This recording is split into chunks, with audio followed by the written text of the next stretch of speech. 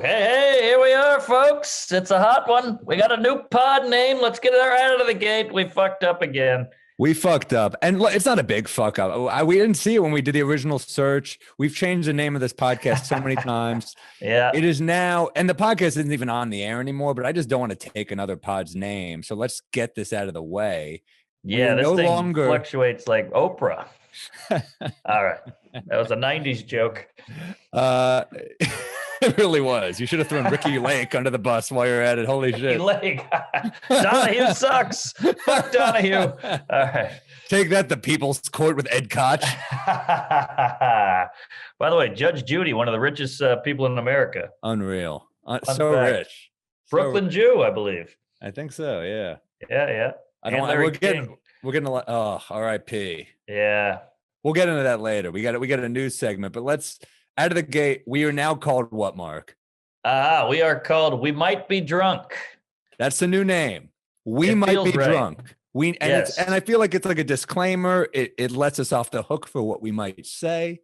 Exactly. It's a cool T-shirt that like a frat guy would wear at a party. We might be drunk, you know. It's a good tumbler if you want to make. We need logos. We need a new logo. If you want to send us logos, just tweet at both of us so we both see. Or I don't know. Is that the best system, Mark? What do you tweet, think? DM. I check all the DMs like a fat chick. So send them in. I'll read them. Or email. Just a guy.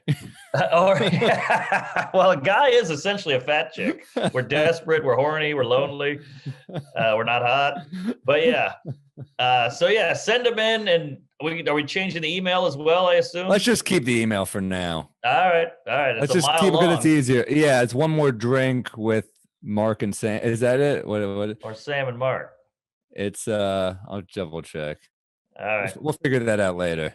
Yeah. I think we might be drunk at Gmail. It feels a lot easier, but I don't want to. Let's keep this for now. We will eventually change it. Okay. But for now we're still one more drink with Mark and Sam at Gmail. We'll change that. Beautiful. All right. Now we got the housekeeping out of the way. How the hell are you? I'm good, man. How you doing? Good. I think don't tell me. Is that the old bar on 17th Street?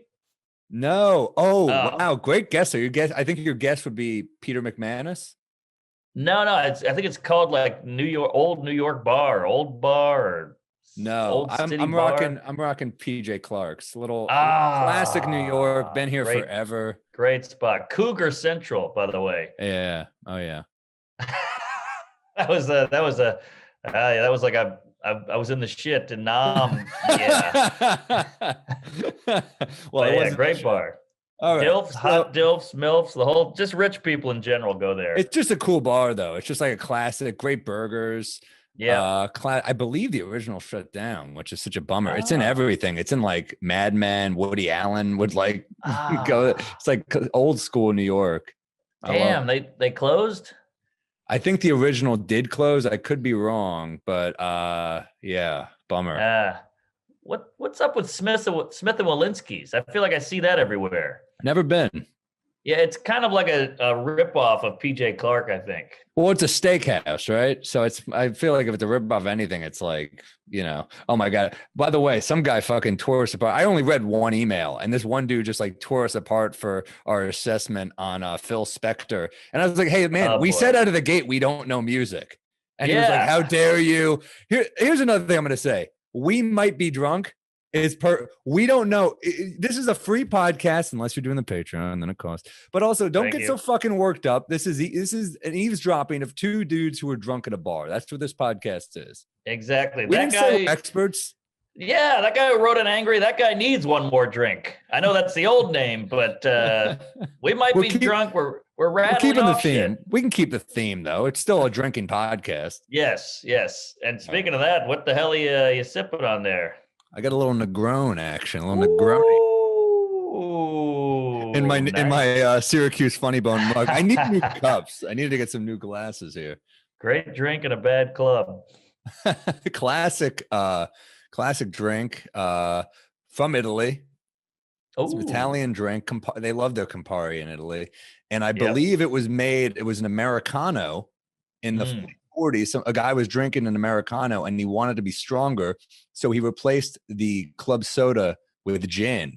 Like it's such an alcoholic's drink that it was like, just get more alcohol in here and lose club soda. It's like, it's sweet vermouth, Campari, and gin. It's like a total, just like grab everything in the bar. I love shit. Right. What the hell is vermouth? I put in all kinds of stuff. I love a martini, but I don't even know what it is. Well, martini, you go dry vermouth, and then yeah, like a Negroni or a Manhattan, and people already shitting on me. I'm seeing Manhattan with a D with my dumb fucking New York accent. But that's also sweet vermouth. I have no idea. Is it like a liqueur or something? I guess. Yeah, I think it is a liqueur, but I've drank it straight before and it's horrific, but it works when it's in stuff. Yeah, that's a good point. I don't know. Yeah, I don't know what there's an actor like that. There's probably an actor who's horrible on his own, but you put him in something and he's great. You know, I have so many. Yeah, I'm trying to think. I don't know. Christian Slater. Well, he's fine on his own. Slater's good. He had a good run. Maybe Walken. Everybody loves Christopher Walken, but I don't know if he can carry a movie. He can carry a movie. Walken can carry a movie with the best of them. Dead Zone. Dead Zone. What is this? What are you going to Blockbuster? I've heard that movie since '84. Oh, that was a good movie, man. Wow, I saw that I saw it on USA once with my dick in my hand in a hotel in Cincinnati. Dead Zone. Wow, I don't know what the saddest part of that story was. Dead Zone, Cincinnati, or dick in my hand. Probably the dick. But let's see. He kind of, I think he was in Suicide. No, what was that movie? Deer Hunter. He had other people, but he's in Deer Hunter. He's in Walken can handle shit. I get what you're saying. He crushes it as a supporting player. Right. Maybe Favreau. Great in Swingers, but I don't know if he can hold a movie on his shoulders. Yeah, but now he's like the Mandalorian director. He did Iron Man. He's like, he's doing all right. Doing great. I love Swingers. I love the whole story behind that. You know, just a young kid from Queens trying to make it, and he got Doug Liman to direct it. Great director. Oh yeah. All right, so I'm going. Me. Oh yeah. What do you got? Oh, sorry. Got the round ball. Yeah. You know, I've been mixing it up. I had an eggnog, whatever the hell that was, with bourbon. Then I had what did I have? An old fashioned. So tonight I'm just going straight down the pipe, baby. Oh, McKellen 12. Well done. Oh yeah, I got look at that little cutie. God damn this shit. You're fading out like Back to the Future. But yeah. We're gonna pour that puppy right on top of that round ice. Love a McKellen, man. Classic. Oh yeah, can't go wrong. Classic. I miss those at the cellar. I think we talked about that when I had one on the show, episode 1 or 2, back when we were one more drink and we were just kids with the dream. Yeah, those were the days. Yeah, man. McKellen can't go wrong. Scotch. Ooh, and you do the round cube, man. Oh, game changer. It's got just a little bit of kick, but it's still smooth. I think it's one of the most tasty scotches. I think double cask. It's a classic. It's a classic. So what's going on with you, man? How you been? Good. I just got back from Oklahoma City, and it's one of those cities that flying to is a cunt and a half. It's like 8 layovers and 2 changes and a baggage claim and all that. It's a nightmare. Yeah. How was the hotel? It's fine. I got a Spring Hill Suites. I like a mediocre hotel. I want middle of the road. Yeah. Because the nice hotels, you go to the Four Seasons, the Wi-Fi is $18. The breakfast is $1 million. You know why, right? Because they got in on the Wi-Fi early. I think they got in like early. So then they were like, they paid a lot of money for whatever system they have. It was something like weird. Oh, is that right? Then like the shittier hotels were like, yeah, it's free. Yeah, exactly. Then you get a free breakfast. And there's coffee in the lobby. You try to get a coffee at Four Seasons. It's $17.99 or whatever. Oh my God, don't you hate that shit? Hate it, and it's too hip. Like I got 17 pillows with tassels on them and a big bed frame. I don't need all that. Just give me a towel and a TV, and I'm good. Yeah, no, I'm with you. I if I'm booking it myself, I take a buyout. I am going to book a boutique hotel just because I want a cool hotel. I want to see a new. I'm sick of the chains, but like if I'm going to be in a chain, put me in like a Best Western with like a good free breakfast and like it's just down the middle. I'm cool with it. I'm down with it. Same.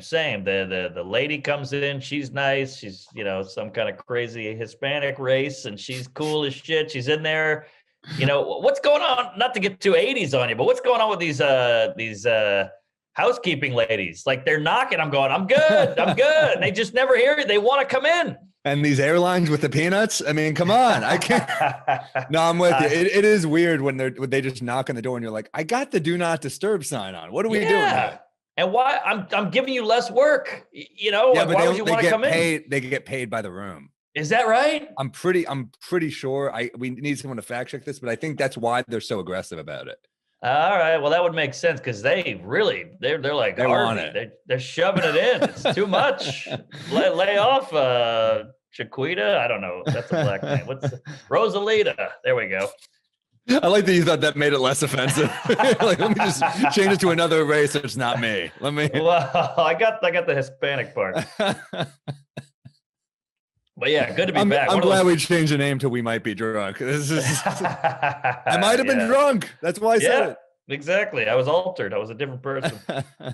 But yeah, great weekend. Great stay. Great to be back though. That I got up at 5 a.m. to get the flight, and you don't get home till 6 p.m. It's like a 12-hour travel day. Oh my God, that's brutal. The layover now too. Yeah, that's horrible. I didn't do shows this weekend. I did do a couple shows during the week, just running new stuff. But I tell you what I did do last night. I watched the fight. I just watched it. Unbelievable. That was, all the fights are pretty good. That guy, Chandler, was pretty amazing too. But the McGregor fight, you're like, holy shit, man. I'm not a big fight guy, but maybe I'll get into it. It's kind of fun. That was a special case because, McGregor, they fought before. McGregor wiped the floor with him, I think, in the first round. And then it was like 7 years ago, though.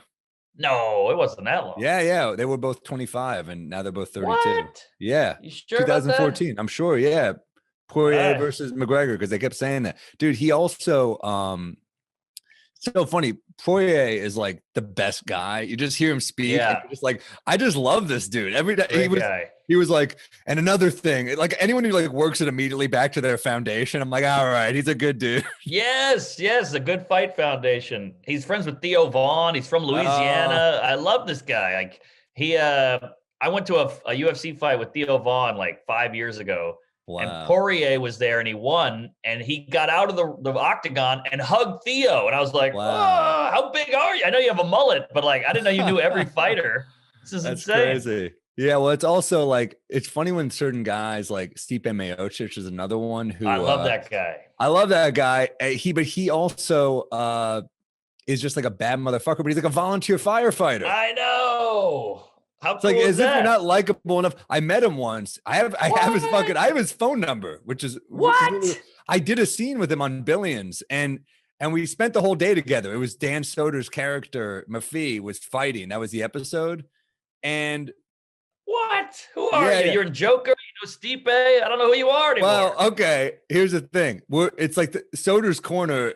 Brian Koppelman and David Levine, who created Billions, are like the coolest guys, and they make the show very hip, obviously, but like the corner for the show is like, I forgot who was in the other guy's corner, but in Soder's corner it was Tim Ferriss, me, who was just supposed to be his burnout friend, and then Stipe Miocic, who was the fighter, and I didn't really know him, so I was kind of just like shooting the shit with him, like and I'm sure he loved that. I'm sure the fact that everyone else was like, oh my God, can I have a picture? And I was just like, oh, what's up, man? Yeah. So I'm sure that made it easier. But he seems like a regular knock around guy, like firefighter, so cool. Likes to drink beers and watch football or whatever. And he's 6'5", I think. Huge and so fucking cool. And wow. Yeah, I ended up texting him once because I was at Hilarity. I was like, I can't make it tonight, but next time. I was like, he's a good guy though. He responded. Oh my God, that's incredible. Wow. I would never have the balls to do that, but he was like, tell me when you're in Cleveland. I was like, yeah. Right. Yeah. How cool is that? He was very cool. I always assumed, because I used to watch him fight, and you go, oh, his name's Stipe, he's Croatian. So I always assumed he was from there because of his name and everything, because I never heard him talk. And then I saw him on Rogan. He sounds like a fucking mook. He's like, hey, what's going on? He's just like a big beefcake. Yeah, dude. And I got into him because he was so cool. I don't know a lot about fighting. It's not I'm I'm into basketball. I like baseball, football. I don't know a lot about fighting. So I kind of got into him after, because like, wow, what a great guy. Let me look him up. I'm like, oh, he's like one of the greatest fighters to ever live. I'm a dumb fuck. Yeah, I think he literally is the heavyweight champion right now. He beat, we don't have to go too into it, but he beat this guy DC, who's also amazing, and Daniel Cormier, and he beat him because they fought twice. Well, they fought 3 times, but Cormier beat him once, and he's just a great striker, great boxer. Yeah. But then Stipe was like, all right, he might be better at boxing than me, so I have to figure out a plan. And he went in with a plan and won. He just kept dodging his punches and punching him in the liver. And it worked. And eventually the guy just crumbled and he beat the shit out of him. Like, I love fighting. I love smart fights like that. Yeah, he was talking about it last night. It's hilarious. By the way, the guy who hated us, the Phil Spector guy, is now like, please never talk about fighting again. You fucking idiots. No, it was interesting to hear him talk about it. He was saying like Miocic is in the best shape of his life. It was very cool. So I'm definitely gonna watch. I'll start watching this stuff. It's fun. It's great. It's so unpredictable. That's the beauty of it. I mean, I guess all sports are, but like, I really thought, I hate to say it, I thought Conor was going to take him, especially in the first round. I felt like he was dominating, and then Poirier pulled out some fucking leg kicks, and it was pretty great. That's what all the experts were saying. They're like, if it favors Conor in the first round, but then after that, because Poirier's conditioning is so good that it was, if it goes further, it's all his. So right. Yeah, it's crazy too. Like, if you would have bet on Poirier, you would have made so much money too. Damn, now you're fucking. Now watch us become degenerate gamblers. Now I always think about that. I'm like, I watch basketball. I'm like, I knew that was going to happen. I feel like I should, but I don't. I just like it so much that I don't need it. I feel like gambling a lot of the time is for people that like need that extra thing and aren't as into it. I love it enough to just watch it. That's true. I mean, they literally say, let's make this interesting. That's what they say when they bet. So true. Artie Lang used to have a great joke about you want to make a football game exciting, bet $1,000 in the Giants when you only have 500 in your account. Man, that guy lives. I mean, legend. Yeah, he's unbelievable. He's so funny. He's probably the funniest guy at a table to talk to. Yeah. He can just he can talk about anything, and it's interesting and captivating. Coolest dude. Quick wit. Yep. Brilliant storyteller. Yeah, I love Artie. I miss him. I hope we see him at some point, man. I know, and his backstory is like something out of like an old 50s like rebel without a cause thing. He was like a pool hustler, and he would get into fist fights, and he sold drugs and all this shit. There was a story in his book where his dad, would take him to the Yankees games, and he was like, when they won the World Series, he was like, all right, I can't go on the field after they win, but I can throw you on the field and then say, oh my God, my son, I have to get him. So he's like, I'm going to throw you on the field. Wow. And it happened, and they got to like march the field with the Yankees as they won the World Series. It was kind of touching. That's incredible, man. I wish my dad was like that, but my dad wore a rumpled suit and was a lawyer, and I'm like, oh, what a nerd. And now I'm kind of glad he was that way. Oh my God. Isn't that weird when you grow up and you're like, oh man, you look at your friends growing up who have like eccentric, weird parents. You're like, I wish my parents, and then you're like, thank God. Yes. Thank God that wasn't the case. I know. I had a friend whose dad smoked weed and drank like fucking High Life all day, and he wore a wife beater, and he would like fix the lawnmower, outside. And I was like, wow, what a cool dad. And he's like, he hits me. He hits my mom. He's in jail tomorrow. I was like, oh, okay.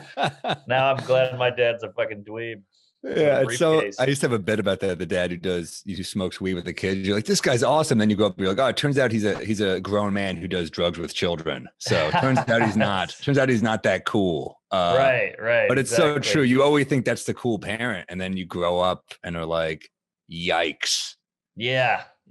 And I used to go home and be like, oh, Dad, you're such a nerd. You're doing your taxes like a fucking douche. And my dad was like, yeah, whatever. You're doing your taxes is such a good burn. And I was like, you're on the grid. You're sucking up to the man.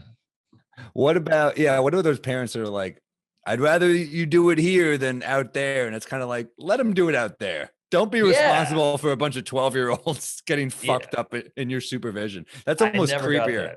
I completely agree. My dad was like, get out of my face. Go outside. Go break some shit. He did not want me around. Yeah, make it a challenge. You know what I mean? Don't just like give them the keys to your liquor cabinet at 12 and be like, knock yourself out. Yeah, cool. Exactly. Go explore, go fuck around and do shit. That's too insular, you know. Now you're drunk around your mom, you know, you got her in a headlock, like, hey, you put on weight, cunt, you know. It doesn't work. It's not a good lifestyle. What yeah, it's not a good lifestyle at all. What about getting drunk around other people's parents was awesome. Yeah. But your own is weird. Yeah, I'm so grateful. Like, I remember really thinking it was cool that I knew kids who smoked weed with their parents. And now I'm like, I can't even imagine being high with my mom. I think it would be the worst thing ever. Oh, God, that's a nightmare. I'm on edge around my mom already. If I was high, it'd be a nightmare.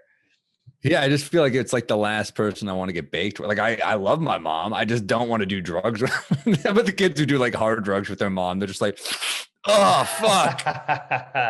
Yeah. Remember when you realized that parents were just older versions of you? Like, because you used to look at their parents, it was like another sector, it was like another group, you know? And then you're like, oh, you're just me a few years later. You're just me with a mortgage. Yeah. Yeah, it's fucking weird. It's weird because you kind of, I mean, you used to have a great bit about it, about how you're like, oh, these drunks are just making it up as they go along, you know? Oh, yeah, right. I mean, it's so, but it's, you know, you look at them with reverence and you're like, oh my God, they're so important and they know more than me. And then you grow up and you're like, they were faking it a little bit. Of course. And then your mom pulls your dad aside, like, why'd you say that? I said no to that. You said yes. You're killing me here. Like these weird power dynamics, you know, and you had no idea all that behind the scenes stuff.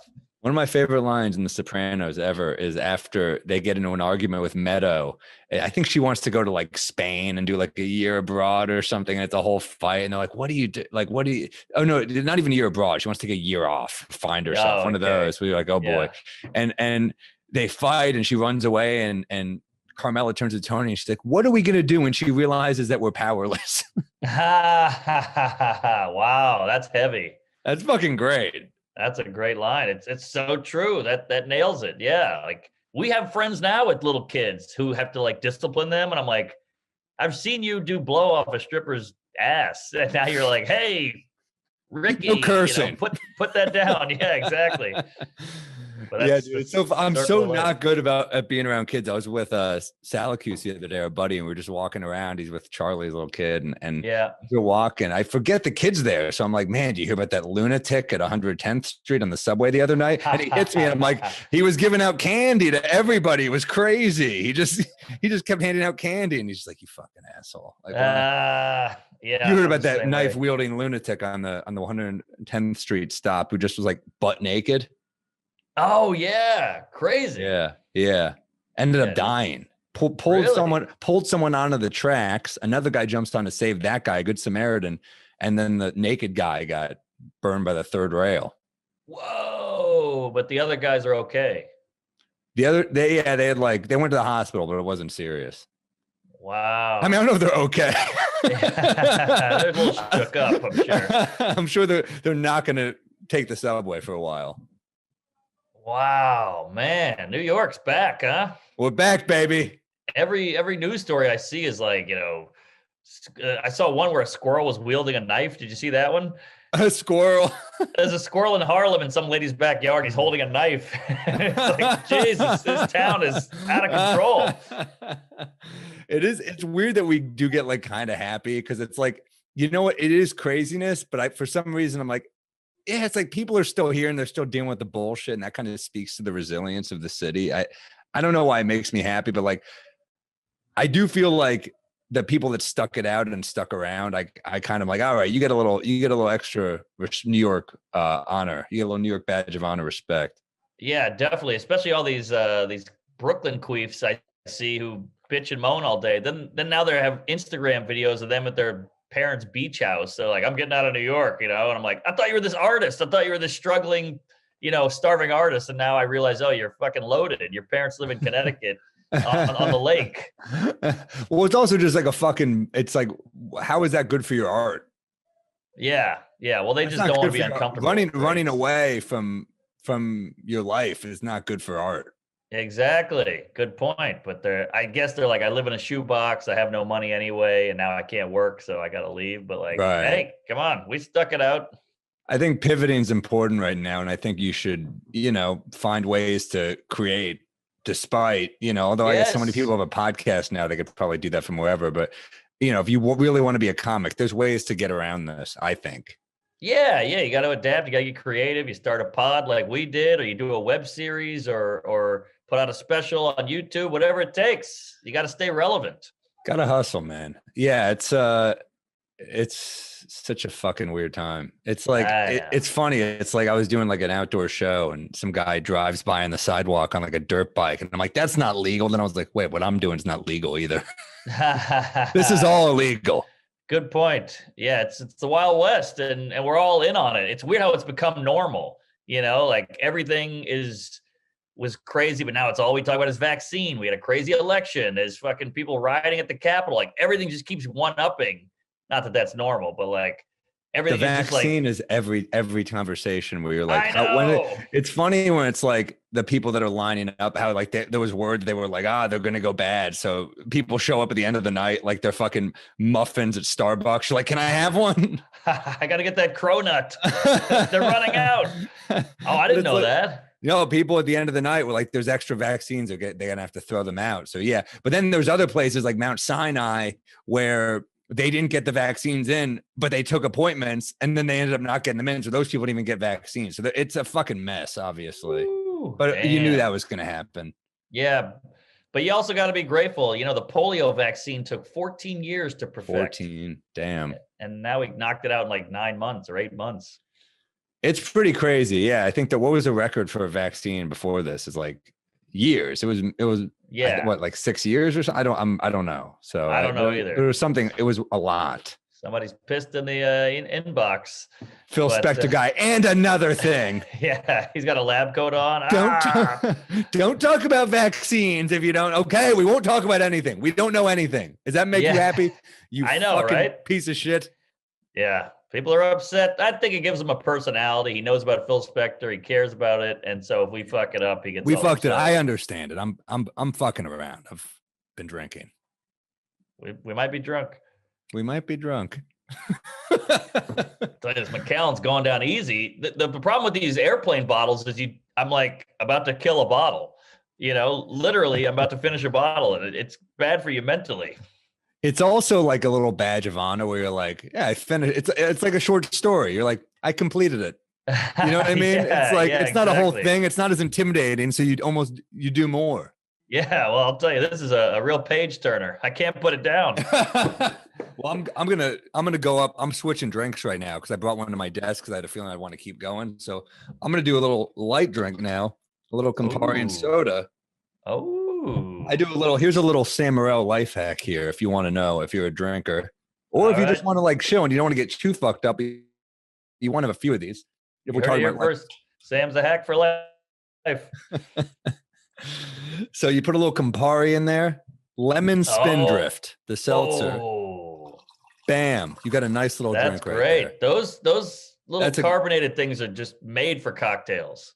It's the best. The best, Jerry. So good. You're talking about being bad around kids. I have 2 nieces. One is 6 and one is 2. And I am the worst uncle. Not the worst. The worst would be touchy. But I'm like a horrible uncle because they're like, Mark, they're like playing, like showing me pictures they drew and paintings and stuff. I'm like, yeah, how about that? Pretty good. And I like punch her in the shoulder. I can't connect. It's there's a wall up. It's so bad. You're like, can I bounce a bit off you? Like, he's 4. Yeah, I'm like, how about this Fauci? Dude, Natterman has the best uncle joke. Have you heard that joke? How's it go? Where he goes, if you're a bad dad, that can mean a lot of things, right? We don't know exactly what that means. If you're a bad uncle, we know exactly what you did. That's Nails fucking it. Perfect. So concise. I love it. He's so good at that. His marriage joke, I'm so jealous of, where he's like, classic. Marriage, if it was a car, you'd never buy it. Like, how's this car running? Well, it's not easy. Bam, nails That's it in one good. word. Not easy. Yeah, and then the turn is like, but then you hear about the new Game of Thrones. You got to. It's amazing. Right, That right, turn, exactly. yeah, that bit's great. Yeah, Natterman is some great bits. Yeah, check out his Letterman, Dan Natterman, if you haven't seen it. It's a killer. He's got an Letterman album and stuff. Also check out Andrew Rivers, young comic, funny guy. Yeah. He's got a new YouTube special. Give it a YouTube search. Check it out. I've worked with him before. Good dude and a funny dude. So support and show some love. Yeah, we're all about the YouTube specials, baby. I mean, Tyler Fisher, he's a funny guy. Love him, yeah. Another special, energetic, different. Should have been on SNL. They missed out on that one. He's a talent. Mike Cannon's got one. Joe List, Giannis, Dave Smith, Giannis. So many people. Yeah. Oh man. Yeah, I mean, so many. I mean, the list is endless, but support, check it out, and you could always use more comedy. That's the thing. It's like sometimes I'll just watch something and like laugh, and you're like, yeah, you forget how valuable that shit is, man. Like, I know when you're having like a rough day, when you're down in the dumps, you watch just a fucking new funny thing. It's fucking great. I was watching this show, How To with John Wilson. Have you seen that? Oh, dude, I wrecked that last week. I couldn't think of the name. I called it something. Yeah, I think you mentioned it to me on a text, and then Salacuse mentioned it to me in a text. So I watched the first couple. I love it. I love this guy. It's like documentary meets comedy meets quirky. Is it real? It's real. He's a weirdo. He's not that guy. He's not feeding these people with shit to say. No. Some of it's almost like too perfect. Where I'm like, I don't. I know the amount of footage this guy has is. Salacuse told me a funny story. Read like an article about him, and he said like the IRS hit him up, and they're like, "You're writing everything off. This is crazy." And he goes, "No, I just carry a camera around me. I'm always working, literally." And they're like, "You can't just write off 24 hours or 12 hours of your day. You don't have a job." And he's like, "No, this is what I do." And they came to his house, and he showed them the stack of zillions of tapes, and they were like, okay. He looked like a hoarder. They're like, we gotta get the fuck out of here. So it worked. He's incredible, man. Yeah, I love it. I mean, what was brilliant about the show to me is that like it borders on making fun of these people, and then he has that moment at the end of the pilot where this young for people that haven't seen it, he just documents everything. Yeah, he ends up going to Cancun to get a vacation, but it's MTV Spring Break. Yeah, so it's a nightmare. He's at the resort, and he's with this young kid who's like seems like a bit much. He's like wants to be a rapper, and he's like a white kid, and he's like, you're like, all right, and then he tells a story about his friend dying, and you realize that's why he's in Cancun. He's like, why is this kid here alone? Is he like odd? And then you're like, oh, fuck. Like he does a good job of like bordering on making fun of people, but then showing that they're 3-dimensional. And yes, and it's kind of it's a hard line to walk, and he does it really well. Where it has warmth. Yes. And you realize he's alone. Did you see the one with the neighbor or his landlord? Is that old Polish lady? Oh my God. I can't wait. I'm loving it. It's great. It's warm. It's like you said, it's got heart, but it's silly and a lot of visual gags and just the footage he gets. Like he's just filming a EMT walking out with a gurney and they drop the body and he's like, oh shit. And they put it back. And that's just a random shot he got in Brooklyn somewhere. It's unbelievable. It's incredible. And he, it's just so funny. Yeah. It's funny. Salacuse like, I don't know if you'll like it. I'm like, what am I fucking made of stone? Come on, man. I don't like when people are like, they recommend something and they're like, I don't know if you'll like I love it. I don't know if you'll like it. And you're like, oh, I'm sorry. Am I not up to your fucking standard comedically, motherfucker? I hate that. I get what he's saying because it's not exactly comedy. It's deeper. It's like kind of It is comedy though. It's definitely funny, but you wouldn't go into it like it's a Jim Carrey movie. It's like that's not all I like. Well, I'm not saying you. I would recommend it's like when someone's like, you're like, I remember a guy once said this to me watching this, like she's from like England or something, some comic, and I was laughing really hard. She's really funny. Forgot her name, and years ago, so many years ago, and the guy turns to me and goes, "Oh, I didn't think you would like her," and I'm like, "What the fuck does that mean? I have to like everyone who's like me. What makes you think I love myself?" Well, I don't know. I want to say this though. The DJ guy or the rapper guy, I remember being that kind of guy. Like, yeah, me too. Just lost. You're going out to Florida to try to get laid and try to make friends, and you're getting drunk as shit every night doing drugs. and you just want a connection, and you got nothing. It's like you're just floating in space. You got nothing to hold on to. That's why comedy is such a godsend for guys like us. Well said. Yeah, I feel the same way. We drank so hard when we were young. Oh, yeah. We were searching for that connection. I feel like there were like nights between us when we were young comics where we just fucking like linked up and talked for hours. You know, it'd be at a bar, whatever, at a club, whatever we were. But it's like that shit is hard to find. So if you're young and you're searching for that shit, it's there. You will find people like you or that connect to you. It is a challenge though, you know, when you're young and you're like, I feel like I'm not like these people. Cause that kid wasn't like those other kids. Right. He was different. He was weirder. He was quirkier. And they were like, you know, hot dudes fist pumping and like smoking hot girls in bikinis. And he thought like, hey, they're cool. I'll be cool. I'm cool, but they don't accept him. But he was in pain too. It's also interesting when you're like in pain and you're trying to maybe internalize it by being like, I'll just go party. And it's like, well, that's not how pain works. Right. You don't get rid of pain by going to Cancun and doing fucking, you know, senor frogs or whatever the fuck you're doing. But when you're that young, that's all you know, because I did that. I was like, I'm bummed out. I'm depressed. I'm sad. I'm lonely. Let's get shit faced. And you know, the saddest guy that you know just kept upping the partying. It was like booze, weed, pills, coke, then eventually heroin, and then who knows what. And then you get to methamphetamine, and that's when you become cool again. So give it a shot, guys. Get in there. Keeps you in line, you know, it sobers you up. Before you know it, you're repairing the vacuum cleaner in the front lawn. But yeah, it's a dark time. Like I always am thankful for comedy just because I have something to work towards that I care about. Because I think that's one of the biggest keys to happiness. Everybody's like, you got to meditate and you got to, you know, whatever. But I think it's mostly finding a path that fits you and just going towards it. Yeah. And just finding people that you connect with. Like connecting is so hard. And it's funny, like I feel like we can enjoy alcohol more now because we are connected. Like I could hang out with you without alcohol. But when you're young, and I mean, that's why you drink on the first date, right? Yes. Because you're not connected to that person. So you're like, point. This is a social lubricant. Let me fucking lube it up right now. Yeah. Whereas with, you know, your friends, you know, guess what? If you got to get fucked up with your friend all the time, that's not your friend. That's your drinking buddy. It's a difference, right? Big difference. Like you're my friend who I drink with. Right. Yes, but we could do both. Like if you were going sober January or whatever the hell it's called, dry January, we could still hang. But if you want to get fucked up, I'll do that too, which is a good place to be with a friend.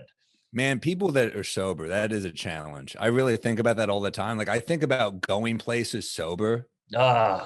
Like that is tough. I mean, I don't know if I'm saying like I need to get fucked up. I'm like having like a drink or two. Yeah. Right? Like but something to do. But showing up sober, those people deserve credit. I don't know how many sober listeners we have, but like shouts out to people that go to things without a substance inside them. Yeah. That shit ain't easy. It ain't easy. And even holding a beer, just having that beer in your hand at the party or the bar, that's a load off. That takes off like 20% of the edge. But fuck even drinking it, just holding it. You go to the bar. Now I have something to do. I'll put the money down. I'll grab the beer. It's like holding a gun. If something goes wrong, I got this here. Yeah, this will save me, you know?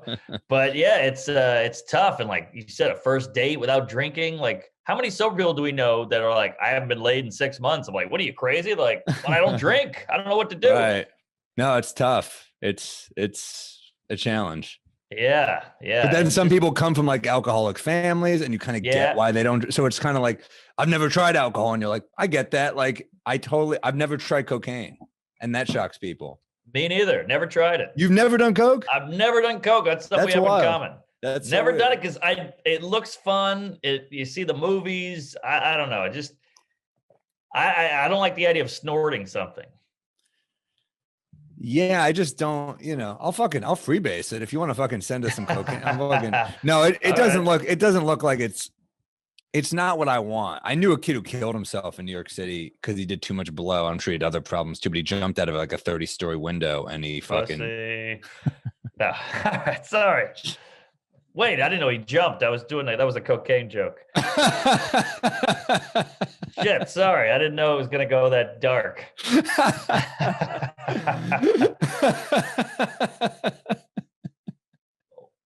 So wait, he did blow and then jumped? He just did a ton, and I think it gave him the courage to end it. I think that's what it was. Yeah. Wow. Yeah. Yeah. I had 2 friends die of heroin. One was methadone, and he died, OD'd on it, and one guy died of heroin. It's like these were party animal guys. These were like fun guys, but they were bummed out. Funny to call a heroin addict a party animal.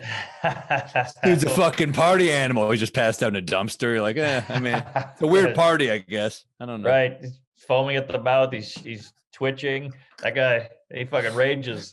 That guy parties. Well, that's what they say when they give you a Coke. You party? You party. Yeah, I never liked cokeheads. That was like the one Cosby joke where he cursed. Remember Yes. I think you might have mentioned this in the past episode, but like, what if cocaine intensifies your personality? What if you're an asshole? Killer joke. And I mean, it's like a 2-minute laugh break. It's insane. Yeah. Because he never cursed, so it meant more, I guess. It's funny. I remember I did a gig in St. Louis once. I mean, many times, but this time was like the Valley Park Funny Bone, which is no longer there, in between a gun shop and a bird store. So it's got all your needs: laughs, guns, birds, whatever you're into. And I remember one of the shows, I was there for like 5 shows, and I had the same agent as Mick Foley, the wrestler, Mankind. And he said, hey, he's doing a show there. It's an extra show. Would you want to host it? And I was like, fuck yeah, I want to open for Mankind. Are you kidding me? Like, hell yeah. I loved Mick Foley. Like, legit read his book when I was a kid. I love he was like such a lovable wrestler. I mean, he was like the tough guy who took the worst beating of anybody. And he kind of reveled in it. And of course, he was the sweetest guy on the planet, but he followed me on stage by going, man, that's Sam.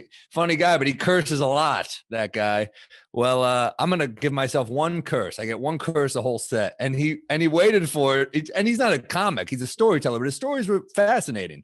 Yeah. And he turned to someone and he goes, you tell me when to do it. And the guy pointed and he goes, fuck. He said fuck in the story and it crushed. Oh, there you go. There's something about that tension, not knowing when he's going to say fuck and knowing he's like a family type comedian, you know, it was funny.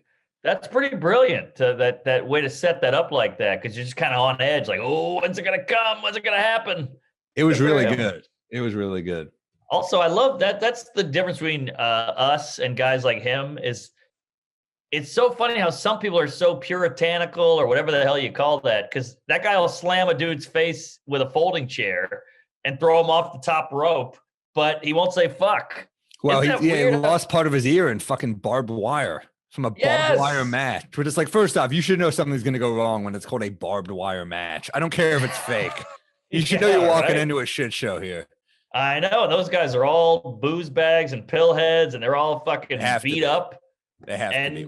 Think about how hard we do the road, and then think of pro wrestlers who are physically getting beaten up. Oh my God, dude, the Ric Flair documentary, the Andre the Giant documentary, it's all about who can get the most fucked up. I mean, those dudes were fucking wild. Ric Flair rules. He really does. He fucking rules. That guy's awesome. When I was a kid, were you into wrestling as a kid? Not really. I liked it, but I didn't follow it or anything. I was so into like guys. Like Bret Hart and Razor Ramon and all those like WWF guys and like I mean, they were so charismatic. It was like, I loved sports and I loved entertainment. This is sports entertainment. Right. Yeah, it's dramatic too. Like, you're going down, you know, they'd fight Vince McMahon and he'd be pissed or whatever. But Stone Cold, man. I liked that it was fake. Everybody's like, can you believe it's fake? I'm like, yeah, that's what's cool about it. It's like a play with dudes body slamming dudes. It's like a play for people that don't think the Holocaust happened. It's yeah, exactly. This is like Macbeth if you think evolution was a ruse. Right. No, both are fake. But yeah. No, I love wrestling, man. I really like I loved all those guys. Shawn Michaels, so fucking entertaining. Yeah, no, it was definitely cool. The character, $1 Million Man, Ted DiBiase, and there was a guy named IRS. He was a villain. Of course, he was Ted DiBiase's guy. IRS. He was like, I just fucking I get your taxes. Everyone's like, boo. It's like, we had to have one Jew, I guess. Oh, if you think that guy was a Jew, I'm flattered. That was not a Jew. You're right. $1 Million Man got to be a Jew. Yeah, It's wild. Wrestling is really like kind of like progressed. There's like crazy female wrestlers and like there's more diversity. It's a whole new ballgame. It's great. Yeah, I haven't seen it. I don't watch it really anymore because it's like, how many things can you watch? You got to make choices. But like, yeah, I mean, growing up, like, I loved Macho Man. That was like my guy. He was fucking funny. That guy. He was funny. Oh yeah, it's fucking gold, man. Yeah. What about give me a rec? Like, what do you recommend this week? Well, I hate to be a hack, but I gotta push the Tiger doc. Okay, I'm gonna watch it this week. Oh man, it's so good, and they don't really, a lot of these are just like the scandal. Let's ruin this guy, and it's not about that. It's like really about like getting at the heart of how fucked up his childhood was and how crazy of an athlete he was, which is cool. They don't just like ruin him. Obviously, he did crazy shit and horrible shit, but like, and it's a lot about his father-son dynamic, right? Exactly, yeah. And now his son looks like he's going to be a great golfer. Oh, really? Yeah. Oh, I didn't know that. Are you into golf at all? I like to swing a club, but I don't play it. I'll do the driving range all day. Are you good? Oh, dude, we got to go out to Chelsea Piers when the spring hits. I can't do shit. I'm terrible at it. I'm terrible, but it's fun. I mean, you just hang, you drink beers, you bullshit. I would do that. Let's fucking do that. It's super fun. It's super laid back, but like doing the links, I'm clueless. Yeah. No, that's like a whole thing. Yeah, you got to get a caddy. That's how much work sucks. They get excited to take a day off and golf. I know. I know. Yeah, well, you ever heard that great Tom Dreesen joke? No, what is it? This joke's been morphed into 18 different jokes. It's been stolen, but he had it in like the 70s. He's like, oh man, my wife, I came home one day, she was naked. She was tied up to the bed. She said, do whatever you want to me. He said, all right, I'm going to play golf. Classic. Yeah. Oh, no, wait, do whatever you want. I'm going to play golf. To me. Yeah. I ruined it. No, he got some of the best wife jokes. Yeah. I messaged with him for a while on Facebook. Really? Yeah, because I just I remember reading that book, I'm Dying Up Here, and like what a stand he took and like what a fucking good dude he seemed to be. So I was just messaging him. I was like, hey man, really respect what you did. And he was so nice that we messaged back and forth a bit. And he very cool guy. Was like one of the first of that crew to get on Carson back in the 70s. Right. He was Sinatra's opener. I mean, come on. What a that dude's got stories. Yeah. Actually, you just reminded me. I think he just sent me a message. I got to respond to that guy. So I got to, insane. Yeah. He's a cool dude. He's a very cool dude. And, yeah, he was like one of the, I think he fucking cleaned up on corporates back in the day too. Oh yeah. Yeah. He's got to. I mean, just saying Sinatra's opener, he's clean as a whistle. He's like, it's like a silver fox, good looking guy, blazer on. But a tough guy from Chicago. Oh, all right. Yeah. He's like a tough dude. He's got that great joke. He's like, my wife, yeah, she says she loves me, but she doesn't love me as much as the dog. And the wife's like, no, I love you more than the dog. I trust me. And he's like, I don't know. I think the dog loves me more. And he's like, Harry, how about this? I'm going to put you both in the trunk, drive around for an hour. When I open the trunk, who's going to be happy to see me? God, it's great. That's fucking strong. I know. That's a great point. You're like, the dog's always happy. My one qualm is it's just that the dog doesn't remember. Obviously, the dog's got no memory, but it is a good joke. Hey, folks! Quick update. We totally forgot. We got an ad. Our first official ad for the podcast. You guys are gonna love it. Lucy Nicotine. Look, we all got vices. Everybody's hooked on something. I don't care who you are. I got a friend who quit smoking. Now he loves nicotine gum. He chews it every day. And look, nicotine is not bad for you. It's just the smoking that gets you. So get on board. This is good stuff. Nicotine gum is Lucy Nicotine is a company founded by Caltech scientists to make a tobacco alternative that doesn't taste bad. Researched and developed for 3 years to be made for people, not patients. They got wintergreen, cinnamon, pomegranate, and cherry ice flavor lozenge. Ooh, with 4 milligrams of nicotine. Baby. That's the stuff right there. Pomegranate, that's healthy. Pomegranate, it's gonna get better. Antioxidants, right? And everyone I talk to about this stuff say it tastes good too. So get on this stuff. Just for our listeners, go to lucy.co. That's lucy.co and use promo code DRINK to get 20% off all products, including gum or lozenges. Lucy.co, promo code DRINK at checkout. Also, remember, warning, this product contains nicotine derived from tobacco. Nicotine is an addictive chemical, but if you go to lucy.co and be sure to use that promo code DRINK, you'll get 20% off today. Yeah, quit smoking, get healthier, and get some gum. They mail it right to your house. You get a subscription. It comes right to your door each month. So simple. Man, I wish I had a booze that came to my door every month. I wish I could smoke cigarettes just to quit, just to get this nicotine gum. I'll tell you that right now. Here, here. Yeah, get on it, folks. Lucy Nicotine. Promo code DRINK. Back to the show. Back to our show. What about my rec is obviously How To with John Wilson, but I already said that. So my other rec is so I've been reading some of these short stories before bed just to fucking sleep, because I can't watch. I was watching Search Party before bed and it gets so intense. I'm like, I can't watch this before bed. Right. It's making me too nervous. It's heavy. It's fantastic, but it's so heavy. So been reading some George Saunders on the rec of my buddy Ryan Hamilton. And so this short story is being turned into a movie coming out. I think it's on Netflix coming out, but it's called Escape from Spiderhead. It's completely insane. It's great. It takes place in the future. It's about prisoners who are like, they're either prisoners or they're people that get drugs tested on them all day. Those are the other prisoners. Whoa. And the drugs that get tested on, it's crazy. It's also hilarious, but they get drugs tested on them all day. And some of the drugs make you horny as fuck. So you just fuck. So it'll be like you and this woman in here, and they both take the drugs and they fuck like 3 times straight. And while they're fucking, they're in love. And then they take another thing to fall out of love.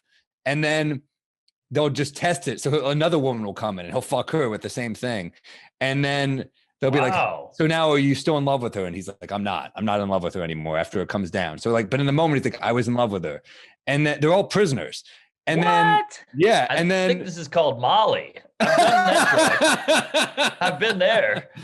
Well, so then he goes into another room and he's with a dude. He's like a weird dude.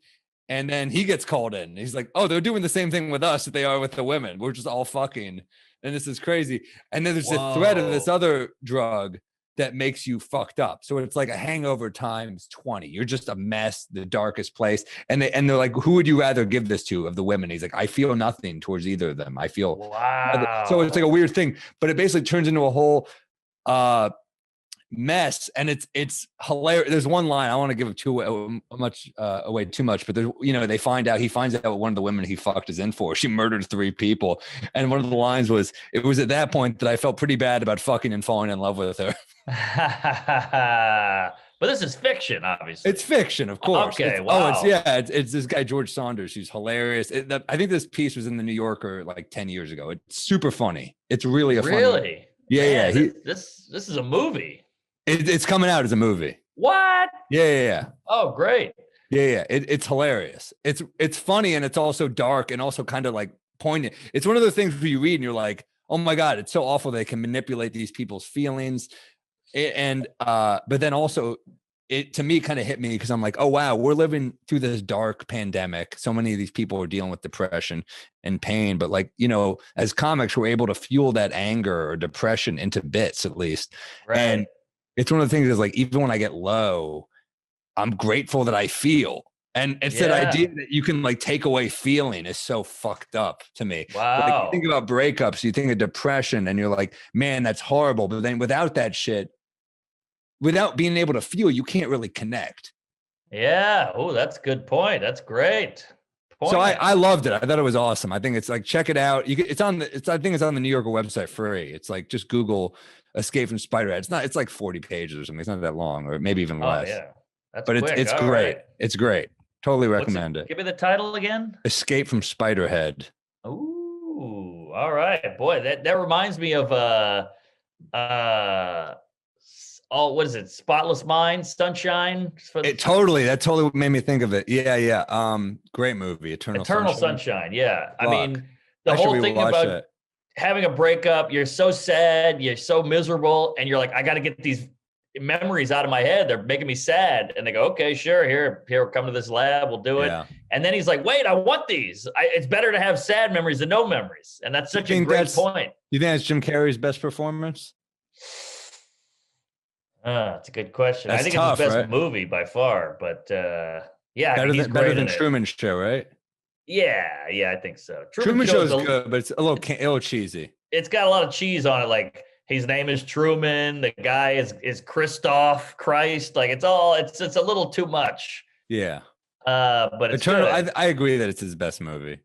Oh yeah. But his best performance, it's either. I mean, you got to give The Mask is in the conversation, right? The who? The Mask. That's insane. That performance. Oh yes. I don't like that comedy performances don't get love. Like I always thought like it was a crime that Eddie Murphy didn't get nominated for The Nutty Professor. Yes. Because what he did was insane. Amazing. He played 8 roles. They're all hilarious. They're all different. He commits to all of them. And that movie had heart. It's like not a perfect movie, but look, actors win from movies that aren't great all the time. If it's really about the performance, his performance was fucking. I think Eddie Murphy and Nutty Professor is on par with like. Yeah, it's incredible. It's up there with like some. I don't want to say Daniel Day-Lewis, but like that is harder in a lot of ways than what other these like Juilliard actors are doing. Totally. I love Daniel Day-Lewis, but I'm just saying, like, show some fucking love to Eddie Murphy. And Jim Carrey, like The Mask is another example. Like, look, it's not a fucking great movie, but Jim Carrey is fucking insane in it. Unbelievable. And that was like his second big movie. He had Ace Ventura, then The Mask, and he was still hungry. I feel like he was still, a comic. He was in Living Color a little bit, but he needed it, and he fucking brought the heat. It's funny. I was just watching an Instagram thing about Dana White from UFC talking about Conor McGregor, like. Yeah, man, he's got a mansion. He's got all the nice shit he wants. Like it's like Rocky 3 is what he said. It's like, does he still want it? Like it's interesting at a certain point. It's like if you're still great when you've got all this shit, you're fucking great. Aha. Good point. Yeah, I agree. That's why, Bill Burr is still great. He's loaded. He's still great. You got to respect that. And the best fucking dude too. Yeah, like Dave Attell could pack it up, but you know what it is? It's that inner monologue of hatred, that self-hatred keeps you going. No matter how rich you get, you can't buy that off. Dave Attell is the king. The king. No one funnier. But I want to say Jim Carrey, Man on the Moon is one of the best performances. I mean, I've honestly never seen it. It's not a great movie. First of all, it's Milos Forman who did Cuckoo's Nest. So watch it for that. I love Milos Forman, man. Yeah, amazing director. Cuckoo's Nest is a masterpiece. Well, that's one of the best. That's in the top 10 maybe. But it's the story's not amazing, but I was an Andy Kaufman fan growing up as a kid, and he nails it so perfectly. Like you'd watch them back to back, and it would be hard to tell if you didn't know their faces. I've seen clips and it's insane. Yeah, I haven't seen the movie, but the clips I've seen, I fucking love Jim Carrey, man. Like, how do you not love Jim Carrey? It's like, it is to me like a sign that you're losing it a little bit when you start painting. Like him and George W. Bush, and you're like, oh boy. That's great. That's a bit. Isn't it? Great. That's hilarious. Yeah. I mean, it's like, I love Jim Carrey though. I mean, like, talk about our childhoods. Like, think about the 90s. Like, Jim Carrey and Adam Sandler. Like, that was. Yeah. I mean, if we're talking like big comedy movie stars, like, I love those dudes. Yeah, I mean, throw Robin Williams in the mix. Like, I would always think about those guys on the couch at Letterman. Like, if Jim Carrey was on Letterman, it was lights out. He was going to do, 18 impressions. He was going to flip over backwards. He's wearing a yellow blazer. I mean, it was over. I met Robin Williams once at the Cellar. He was such a nice guy. It was so cool. Wow. He's not what you expect. He's a soft-spoken, quiet guy. I just, for whatever reason, I sat down not thinking, and I was like, I looked across, I'm like, that's fucking Robin Williams. And I'm shy as hell because I, like any of us, grew up, Mrs. Doubtfire, like Aladdin, fucking, Good Will Hunting, everything. So we just end up chatting. Like I'm just, we talked for like 45 an hour, like something like that. And he could not be cooler. He's such a good dude. You never told me this. I never told you this. He could not have been cooler. We talked for like, 45 to an hour. We're talking about life and love. And like, he's telling me about his divorce. It was fucking, that's what I love about comics. He just can't get him out of the cellar, not even to go on. Just, he's like, I want to be around comics. That's the type of dude he was. So we ended up chatting for like a while. And I remember asking him, like, he told me, he's like, man, I lost so much money to my last divorce, like so much money. And I said like, oh man, he goes, yeah, well, you know, she earned it. You know, it's like, and then he said, good line. He said something, and I said something like, well, like, he's like, well, this new one, I think it'll be all right. And I was like, well, why do you keep getting married? I just said it like kind of blamely, like, why do you get married? And he goes, you keep thinking it's going to be the one. And I was like, oh man, it was like so sincere. It was like, so, you know, and we chat for a while. And I remember like, as he got up at the end, we had this great talk about everything, comedy, all this shit. Insane. He gets up and he just shakes my hand. He goes, it was great to meet you, Sam. And like he said, I was like, oh my God, that's why like he's a star. He makes you feel so important in that moment. Right. Like, oh my God. Wow. I can't believe one talk with you made him kill himself. What's crazy was it was the next day.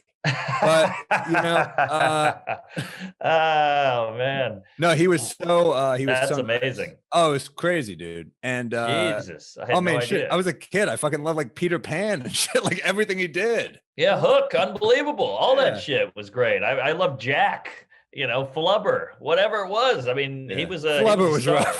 That's true. I threw that one in. I don't know if Jack was good either. I feel like now we're just getting like way too cool. I saw Jack in the theater. I don't know. Fran Drescher was hot in it.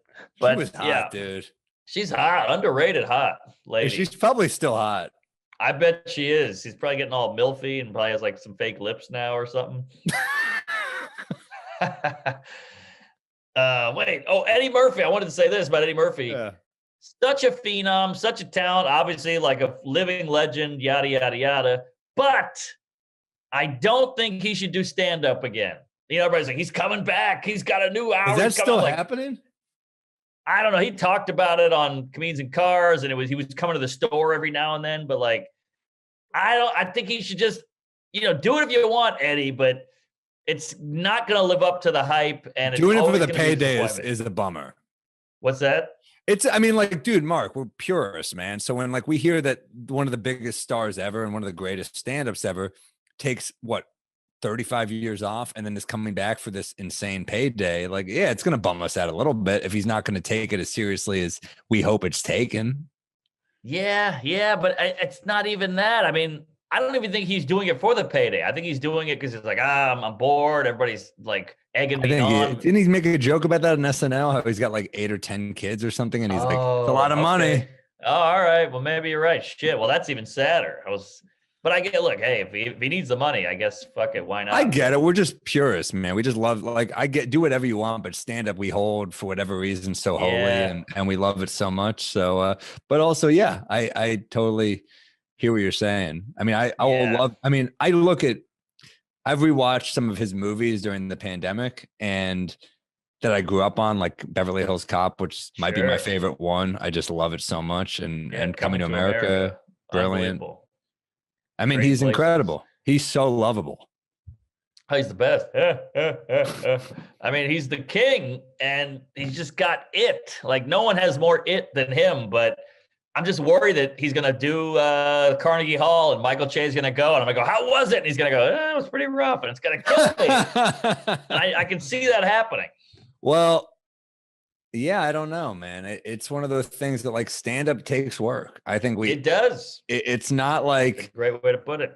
It's not like other things where you can kind of just bullshit. And like, I think it all takes work. I think that's why some of these movies, when you surround yourself with too many yes men, I do think the work tends to suffer. And we talk about like the price of success. Like, yeah, you're rich, but the work will sometimes suffer when you you surround yourself with people that laugh at whatever you say, and you end up putting out some shitty movies, Yes. Also, completely. Of course, the studios, I'm sure, play a role in dumbing shit down. Like got, I mean, it's not like Eddie's not funny. Like everyone knows he's like one of the funniest dudes ever, but like you got to work at this shit. You got to work and you got to fail, and him failing is devastating to people. And a lot of people don't get it. How many people do you know that go, I saw a stand-up twice in a month and he did the same act. What a weirdo. And you're like, no, that's how it works, but like, you got to bomb to get good material. And I don't think the world is ready for that. And I don't know. That's a really great and important point to remember, that what creates great comedy a lot of the time is failure, and failure with someone at that level is a fucking news story. Exactly. And that's what's going to fuck him up. It's going to fuck his head up. I hope he's strong enough to just push through and fail for a while and then Well, he's definitely strong enough. Is the point is like, does he like it's if say Eddie Murphy rolls into the cellar and has a rocky set, as good as the cellar security is, that shit could end up on page 6. I know. And that's horrible. And that's what people don't get. I mean, they did, Louis had the leak set that got him in trouble. And it's like, yeah, he said horrible shit, but that was fucking bullshit, dude. That was bullshit. Like, I even had to talk to my mom about that. My mom was like, what do you think of this? And I was like, what do I think of them leaking an unfinished set? Yes. I think it's terrible. I think it's disgusting. I think like, agreed. I think we all make like, it was an excuse for people to be mad at Louis because what it was you're right. They were already angry with him. And this was just another story that they got to pile on because you loved when Louis made those jokes when you loved Louis. 9/11 joke. You just don't like Louis now. Right, so right. It's not a story. It's a set that he did at a tiny club in Long Island that got leaked. That's what it is. Yeah. And by the way, they're all good. It's so unfunny. How can he say, I'm like, well, first of all, he's murdering. He's killing.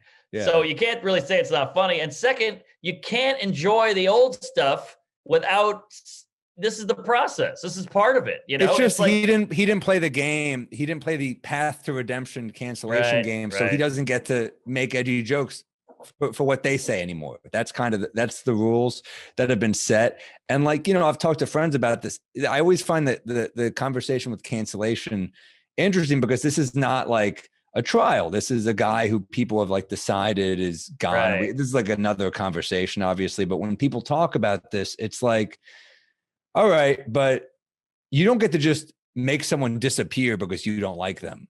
Yeah. You know what I mean? Yeah. That's not how it works. I mean, like, we can have that conversation on how we don't like what happened, but we can also say, you're not a jury. You're a fucking dude with the Twitter egg. So, you know what I mean? Like, it's a bigger conversation for another episode. Well, I hate when they go, hey, it's not a canceling. We're not canceling people. It's the public deciding this guy should not work anymore. You're like, well, the public is coming out to his sold out shows. So you're saying you're the public, but the public is paying millions of dollars to watch his internet special he put out. So who's the public and who's not, It's a game. It's a game. It's a game that needs to be played. And, it's exhausting when you think about the game, it's. This is the beauty of the Tiger doc, to bring it back to that. They go through like, everybody wanted him to be the best. He was the biggest. We all got behind him. And then, the scandals happen. We love crashing down on it. We love seeing him fail and we pile on. And then he redeems himself again. And that's what the public really likes, is that like roller coaster of drama, even though it's his fucking psyche that's going through hell. Well, I hope Louis gets that shot. I really do. And, I think it was beautiful with Tiger. I thought the match where he won that incredible match lately was like it's what people love about sports and what people love about entertainment. Right. And, that guy went through fucking hell. I mean, it's like, here's what I say. It's kind of like when you get detention as a kid and your parents are like, I'm punishing you. And you're like, no, the detention's the punishment. It's kind of like it's like when they're like we're throwing you out and they're like, dude, my wife left me.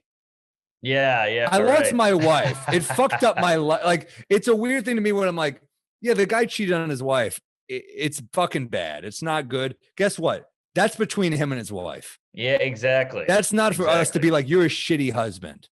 Right. You could say that, but it's not your fucking business at the end of the day. It's just not. And we've all done fucked up shit, and no one just noticed it because you weren't famous and you weren't on the chopping block. But we're all flawed. You just did it. You cheated on your wife in a different way. You cheated on your taxes, or you stole something, or you ran over a kid and didn't tell anybody. So there's all everybody's got their thing. We've all run over a kid. Mark. Some kids shouldn't be around. But yeah. But no, it makes me a little annoyed. People like to get on their little fucking soapbox. They like to be like, well, I've never done this. And you're like, cool. How many women knocked on your hotel room door at fucking midnight, motherfucker? I'm not defending the guy. I'm just saying, let's have a little compassion. I don't think we need to be more accepting, but we could be a little more forgiving as a people. Yes. You know, so let's all chill the fuck out. I can't wait to watch it. I'm not even a golf guy, but I love a good doc, and it's amazing. And it's we work hard and like want to be great at comedy, and he's got the same mentality. And there's this great scene where he's up against Phil Mickelson, who's apparently like this phenom golf guy. I didn't even fucking know. Badass. Yeah, he's awesome. Badass guy, apparently. And they both have some hard hit, like some difficult drive or whatever it is. I don't know the term. Not a sports podcast. Yeah, and Phil does good, and then Tiger hits it, and it goes further, but not that much further. And Phil's like, boy, that was tough, huh? Man, do you always hit that hard? He goes, oh, I usually hit harder. That was a bad one. And he's just like, damn, he's just trying to get in this guy's head. He's cutting. This would be such a good. They should let us just drunkenly call the next PGA Tour. That guy had a hard hit, but that other guy hit it harder. The white guy was really upset. The black guy, he was happy. Yeah, it's the most basic. That's like Happy Gilmore when he just turns to Shooter, goes, "Somebody's closer." Yeah, exactly, dude. Yeah, I can't wait to watch it. You know what movie I watched last night that I'd never seen? That's a pretty dope movie. It's on HBO Max. Have you ever seen Sexy Beast with Ben Kingsley? Oh, dude, I love. That's a stylized, badass, fun movie. It's too super. Todd Barry, for the last 14 times we hung out, he's like, watch Sexy Beast. Watch Sexy Beast. It's like his favorite movie. So I watched it last night. Like, it's a good movie. It's a Ray Winstone kind of underrated, I think. I agree. And it's so cool looking and weird, and you get sucked in, and it gets your blood pumping, your anxiety's going. And he's so scary because he's such a psycho, Ben Kingsley. So good, dude. Such a good actor. But it's also 90 minutes. Shout out to a movie that can pull things off and tell a tale in a short amount of time. Because I so many times that movies... But yeah, no, completely. Good point. Every movie now is 2 hours and 10 minutes. Yeah. No, it's tough. It's and look, I'll watch a series. Some series will get greedy sometimes. Like you rewatch Sopranos and you're like, man, they didn't waste a fucking scene, man. And then you watch some of these shows now where it's like it takes 4 episodes to get in, and you're like, and then you watch it and you're like, yeah, how's that? And like episode 5's not even that good. And you're like, what are you wasting my fucking life now? I know. It's weird. I hate that, especially now because we're more ADD than ever. Everything's 2 seconds and quick, and Instagram and all that shit scrolling. But yet shows and movies are getting longer. You know, like Making a Murderer could have been 2 episodes. I know that's 5 years old now, but like, oh, dude, that was so long. They stretched that shit out. Enough with that one. I love true crime, and that one was like, we get it. Yes, he's an idiot. All right, we got it. He's a backwoods hillbilly. 10, 11 episodes. Meanwhile, The Jinx is 6. The Jinx is 10 times more interesting to me. 10 times better. That's a work of art, by the way. That Jinx. That's my favorite one. The Jinx. That's pretty amazing. The Staircase was another one that was like 8. It was but that one earned hours. it. That one fucking earned it. Too. Oh, we could have got that in 4 eps. That one was fucking brilliant, dude. Look, I enjoyed it. I love that lawyer guy, Rudy. He was killer. But Rachel DM'd with him for a while. What? Yeah, because she's obsessed with true crime. Rachel Feinstein, our buddy, great comic, close friend. Yeah. But she ends up just following him on Twitter, and he followed her back, and she's like DMing him, and he's telling her stuff about the case, like that. What? Yeah, and he was like couldn't have been cooler. She said she was like he was such a nice guy, and he was incredible, dude. No, that doc was fucking brilliant. It was also beautifully shot. Yeah, and he clearly did it, right? Clearly. All right. Oh my God, what guy who didn't do it is like, yeah, follow me around for 13 fucking episodes. Yeah. He's like, an owl came in and hit her in the head. I'm like, what? The owl theory. Yeah, and then this is the second wife that fell down the stairs. I'm like, at least mix it up. What the fuck are you doing? Yeah, Your Honor, what about birds? Have we ever thought about if birds can do it? Exactly, yeah. No, it's complete insanity. Even the end, I think it was like the last fucking scene of the whole series when he goes, I got this Alexa. He goes, which first off, I'm like, you might not want something listening to you because your phone calls might be incriminating. Second off, then he just goes, Alexa, play Leonard Cohen. And it was like, he's like, this is my favorite. And it was like, everybody knows the deal is rotten. And I'm like, are you fucking kidding me? Just come on, everybody knows that you're a fucking murderer. Woo! That's like OJ. What's your favorite movie? So I Married an Axe Murderer. But by the way, you got a bit? I do. We got to do a pet peeve too, though. But I'll do a bit. Yeah. Should we do a peeve first or a bit? Let's do a peeve because I want to hear yours. I got a little one that happened to me today. Okay. People who oh, you go first. You go first. Oh, okay. I feel like you're gonna have a closer here, so I don't have shit. I have like a mediocre one. Mine's not great either, but in an Uber, it's 5 a.m. I'm hungover. I'm on 2 hours of sleep, just trying to get to the airport. And I had the chatty Uber driver, which is fine. I get it. He's bored. It's 5 a.m. 5 a.m.'s tough. But he's doing this one, and I fucking can't stand this, where he would go like, he would yawn. He yawned like twice in a row. He's like, sorry, man, I'm yawning a lot. Sorry about that. I'm like, oh, I don't care. And then he rolled his window. Sorry, I rolled my window down. I need a little air. Sorry about that. I'm like, yeah, you're good. He put the radio on. It went like a little loud. Sorry, that was a little loud. Sorry about it. I'm like, stop apologizing. I hate that people keep apologizing because you're like, the apologizing is worse than the things you did. Right. It just because then you got to keep going. No, you're good. You're good. Too many sorries. Too much. I'm with you. No, I think that's a great point. And it drives me nuts when people are like, they don't do big. The offense is not matching the apology. Yes, exactly. You're making me blow you. I got to keep validating you. Yes, no, it's okay. I don't care because I really didn't care. I'm just sitting back there trying. 5 a.m. I have to keep saying no biggie. Do you throw the sleeping mask on too? Do you do that as like kind of like just so you know I'm out of commission? Do you do that move? No, wow, that's harsh. I do that in the car. I put the sleeping mask on. What? Damn. If it's 5 a.m., is that harsh? It's. I don't know. It's like he's not my. We're not. It's not my buddy on a road trip. We're fucking. I'm on my way to the airport. I'm half awake. Why is that a big deal? I'll put the headphones in and go, hey, man, if I fall asleep, don't take it personal or something. I'll throw a line in or something, but a sleep. You take it. You go better than I do. Here's a weird thing. New York Uber drivers never speak to you. In LA, they talk to you better 99% of the time. Yep. I have no problem with it. But like when I'm fucking half awake, I got a problem. If I'm up, I'll talk. But if it's 5 a.m., I ain't talking. I know the sun's not even out yet. I got half a boner. I'm in pajamas, and this guy's like, "Oh man, you see that news story?" I'm like, "I don't know. I don't care. Who cares? We got a 20-minute ride." See that news story about that Uber driver who hacked up his passenger? You're like, what? Yeah, exactly. Oh, he's like, "Where are you from?" "Oh, I'm going to New York." "Whoa, New York City, big city boy." Here we go. This guy grew up on a big farm. Apple. Look at you. Yeah. Big city slicker. Not me. I always try to put it back on them. Like, where are you from? He's like, I'm from around here, born and raised. And I'm like, shit, that was a mistake. Because then he goes off on his life story. For the record, couldn't give a fuck if we're talking during the day, but when it's 5 a.m., I'm sleeping in that car. Same. That's what I wanted to do, but he just kept apologizing. It was driving me nuts. That morning shift is tough. That's gotta be a tough shift. I get it. Yeah, I get it. All right, I got a couple. First off, people who say, and I'm here for it. And I'm here. It's like, by the way, we know you're here. You have to announce yourself. Good point. Yeah, never thought about that. Like, so you're invisible. That's why you're fucking announcing it. And I'm here. Oh, we know you're fucking here.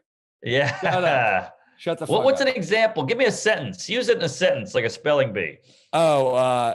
Fucking blah, blah, blah. Let me think. Like Negronis are half off at this bar, and I'm here for it. And like I'm that. Here for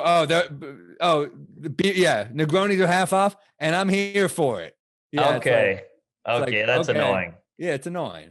That's brutal. I got a bigger one now. This is my even bigger. All right. Have you seen the new Heineken commercial with the father and son playing Cats in the Cradle? Have you seen that shit? No. Oh my God. It's like first off, it's like a Heineken Zero ad where they're like playing Cats in the Cradle the whole time. It's a father and son. And they're like, we'll be together then, or no, we'll have a good time then. It's like, fuck you, Heineken. Like, Yeah. whatever happened to hot women in fucking beer commercials? Like, whatever Right. happened to, you're going to make me like deal with shit I've talked about in therapy during a commercial. This is supposed to be escapist. You know what I mean? Right. Exactly. Well, I guess it's non-alcoholic, so they gotta hit the queefs of the group. They gotta hit the ladies. I don't know, but it's too emotional. This is booze here. You never seen Give me a strip stats? club or a casino. Dude, you know who never made me deal with shit that I've talked about in therapy is Bud Light Lime. Shout out to beer commercials that don't make me deal with my trauma. Right. You don't see that shit with Slits. And you know what? You should. That's a deadbeat dad drink right there. Right. You know that drink goes well with tears. My dad would drink Schlitz hot. He would just keep a box on the floor like a case he wouldn't. And just drink one. Who the fuck was he? Paul Newman in the fucking Verdict? Jesus Christ. Well, he was a Southern lawyer. He's losing his tie. Yeah, he's got the sweat on the brow. Schlitz. That's fucking gross. Oh yeah, he was a scary man. Hit me with a bit.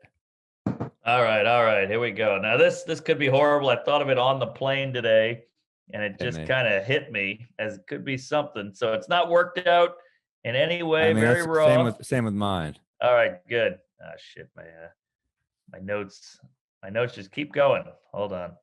How do you get to the bottom of notes on your iPhone quickly? I don't know. Is there a move for that? I usually just search. I'm fucking terrible. Oh, that's smart.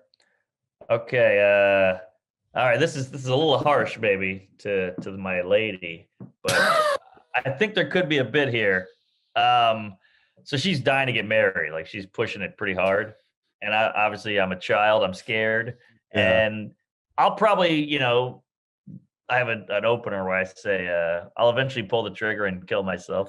But, that's good. But my point is, she's like, well, I want to have a bond, like a legal bond, so I know this is serious and you're not going anywhere, or I'm not going anywhere. And I'm like, yeah, but how about you just be cool and I'll keep you around? Like why not just be fun? You got to earn it. You can't just, now I've signed something that'll just cause you to cut back and lay low. You got to earn. Why not keep being fun, keep being like you are, and I'll still be there.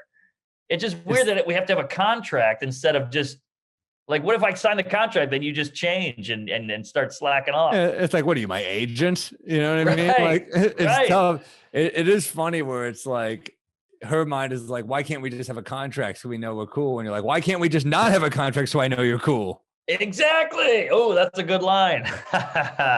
Yeah, like just keep being cool and I won't go anywhere and neither will you. But it's weird that it just feels like, hey, once we sign this, I can become, shitty. I don't want a contract. I want compatibility. Hilarious that's where your mind is at though too. It's like that should also be like an added part where you're like, you're so scared to take it to the next level because you're like, she's just going to become bad. Right. It's almost like unionizing. No, I want you to be a good employee and I'll be a good employee. But if we unionize, then you can just start slacking off and go, hey, I'm in union. That's fucking good, dude. That's funny. Is that something? I think it's funny that's how little trust you have in her to like stay cool. You're like, well, if I get you a ring, it'll become shitty. Right. Yeah. You get time off and shit. I don't know. It might be too mean that I'm making it like a job parallel. I think you can pull it off. I think you can thread the needle here, but yeah, I mean, you are coming off like kind of a dick here. I think, but I do think it's okay if the joke is funny enough. Right. Like, okay. The idea that she's like, I want to make sure you're serious about me. And she needs a ring for that. But you're like, well, I think there are other ways you have to show, like, well, there's other ways I show I'm serious is by, like what's other ways that you show you're serious right now? Well, we live together. We sleep in the same bed every night. We do things. We go on trips. We love each other, yada, yada. I mean, it's all there. It just doesn't have the little on a piece of paper in a courthouse. That's so funny. It's like she needs the document. Yes, exactly. It's like supposed to be romantic, but it feels like you're giving up. Right, right. You know what it feels like? It feels like I got the car on the lot and it's great. It's running great. And right when I pull off the lot and sign the paper, the bumper falls off. But I don't know. I'm going to ask you a question now that maybe our mutual therapist would ask you. Oh God. Why are you assuming the second you sign the paper that the bumper is going to fall off?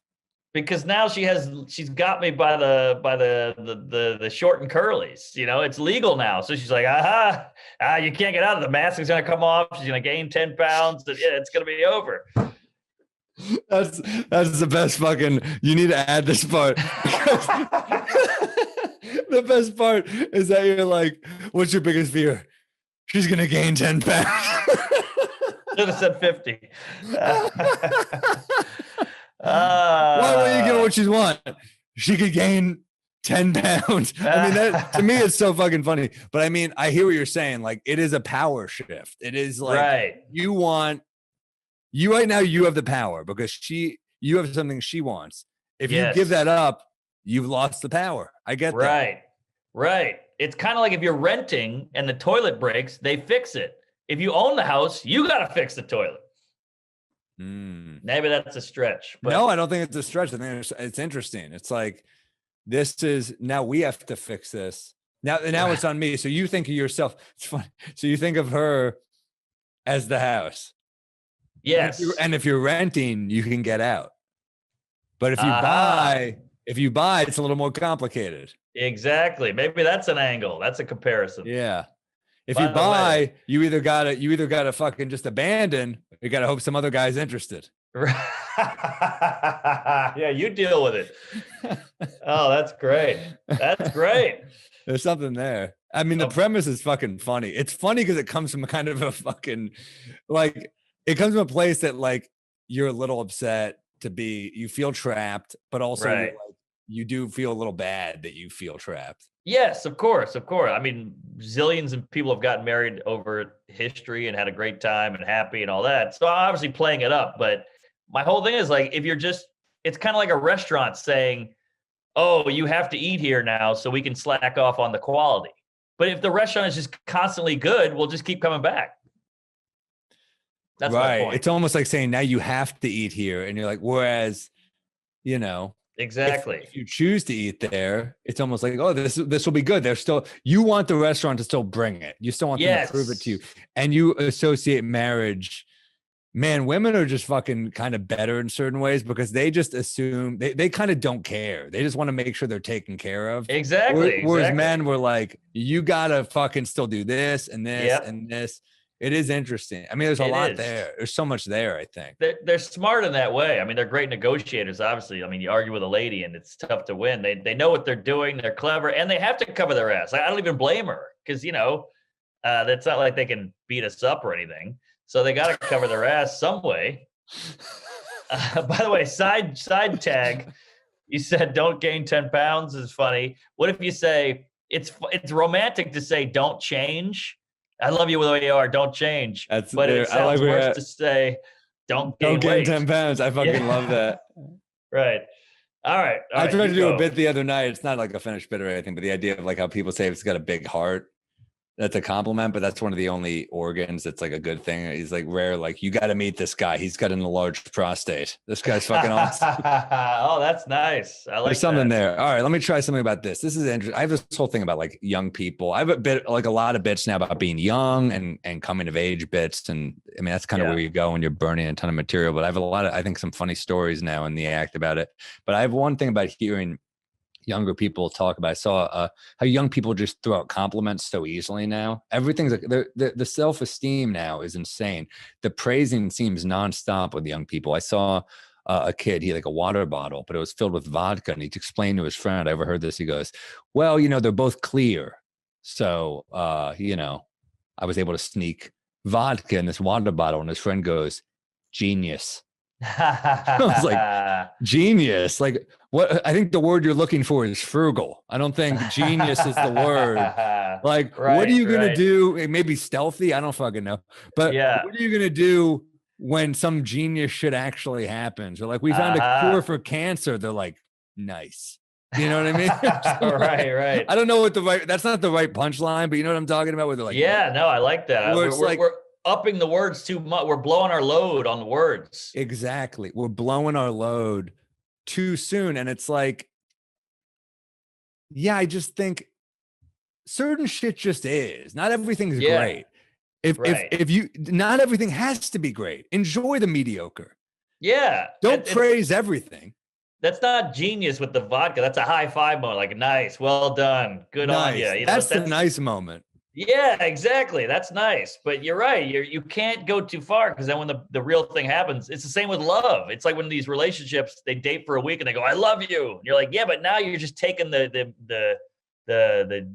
teeth out of love. That's a heavy word, you know? That's also could be funny too, is like, as a young person, that's genius. As an adult, you do that shit. They're like, what's wrong with you? Just buy a drink. You can't afford one drink. You know?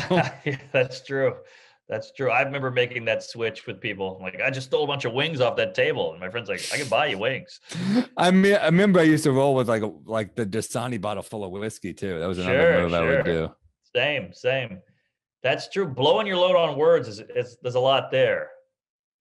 We do that with everything. Well, we do it with language. Like, we have no respect for language anymore.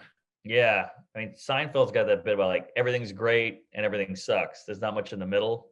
And then Louis got that bit about like hilarious. No, hilarious is when you fall over, trembling from laughter. You didn't even laugh at that joke.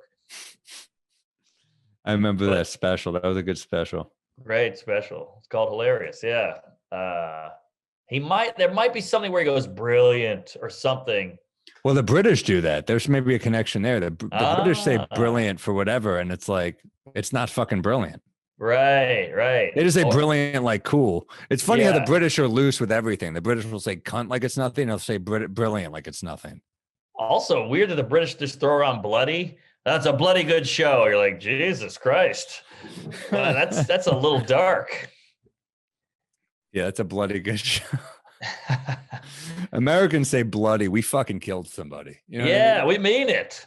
That's a period or a murder or something. It's not just a bloody good meal. There's something here. Jeez. I don't know. I don't have a turn on this yet, but I'll find it. Yeah. No, that's interesting. Can't blow your load on words, because what are you going to do when something crazy happens? We do it with insane too. Oh man, that movie was insane. Like, no, insane is when you have to be put in a straitjacket in a padded room. That was a movie with a lot of explosions. You're right. The premise is like, there's no respect for language anymore. There's no respect for meaning, and it's like, I don't know where I'm going yet, but there's something here. I'll crack this shit. I think we do it with kind of everything, because you have to be heard now. There's so much. That's what it is. There's so much shit out there. There's so much content, YouTube and social media, that you have to be like, I was outraged. Like, were you outraged, or were you just kind of like annoyed or something? You have to go all in on words. Yeah, it's a great point. It's almost like headlines. Like, the way we use headlines on like Twitter, where it's like, this person did this, and you're kind of like, they didn't really do that. Right, exactly. Stabbing on 23rd. You're like, no, the guy had a knife, but nobody got stabbed. They always up it because they got to sell papers. Yeah, I'll play with this. There's something here. Can we do a news story real quick? Yeah, I like that. There's something there. Here's a news. I got it. Two quick ones. We got it. Like, and I think this is a good thing. We got to shout out, obviously, the great Larry King, who passed away. Oh yeah, R.I.P. Legend. King. I mean, dude. First off, I for whatever reason, I rewatched his Brando interview over the summer, and like, wow, it's so funny. Like, Brando was so fucking funny too. But yeah, Larry King was great at what he did. Shouts out. Eight times married to 7 women. Unbelievable. See, they all slacked off, so he had to get out. All right, I'm joking, but also a Jew from. Yeah, I loved him. He was great. Yeah. I tweeted the one time I wish Piers Morgan replaced Larry King. That's great. Wow, that's a good joke. And I got to also shout out I'm a baseball guy. So Hank Aaron dying, man. Oh yeah. The home run champ in my mind. I know Barry Bonds passed him, but like clearly cheated. And like I love Barry Bonds as a player too, but like Hank Aaron was the fucking dude. Started playing in the late 50s. Like the racism this dude dealt with when he passed Babe Ruth's record, like had to worry for his fucking wife and kids. Like, can you imagine being that good at baseball and you can't even enjoy passing Babe Ruth's record? Like bullshit. There was a great article in the New York Times about him today where the last line was incredible. It's a long piece, but it was so good. And the last line says, Hank Aaron, a quote, "I never wanted them to forget Babe Ruth. I just wanted them to remember Henry Aaron." Ooh. Incredible guy.